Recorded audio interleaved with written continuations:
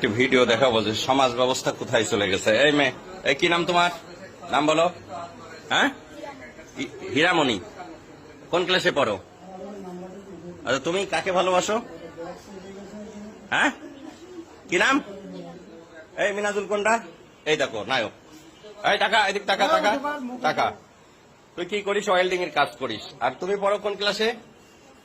বেনাপোল মাধ্যমিক বিদ্যালয়ে, তাই না? ক্লাস 6-এ। এই তুমি তুমি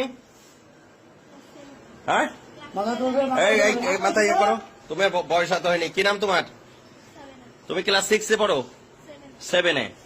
তো তোমার সম্পর্ক এই ছেলের সাথে, ও ক্লাস 7-এ পড়ে। এই দেখেন ব্যাগ বক্সা, বাসা বাড়ি থেকে এই যে স্বর্ণালঙ্কার সবকিছু নিয়ে, টাকা পয়সা নিয়ে, হ্যাঁ তারা হচ্ছে টাকা পয়সা স্বর্ণালঙ্কার সব নিয়ে বাড়িতে বেতনা এক্সপ্রেসে তারা চলে যাচ্ছিল।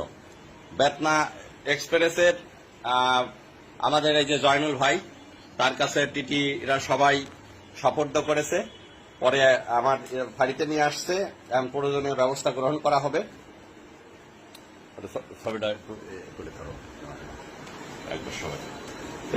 এটা অবশ্যই অভিভাবকরা এই মুহূর্তে আসবে। অভিভাবকদের আসার পরেই আমরা আইনগত ব্যবস্থা যেটা হয়।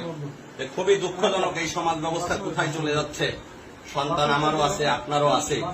সন্তানদের প্রতি আসলে অভিভাবকদের খেয়াল রাখার পরেও সম্ভব হয়ে ওঠে না সবার। ওই একটা মেয়ে বাবা থাকে বিদেশ, আর এটা ক্লাস 7-এ পড়ে, তারা একই স্কুলে পড়ে, আর একটা ওয়েল্ডিং এর কাজ করে, খুবই অল্প বয়স্ক, যেটা মানে ভাবা যায় না।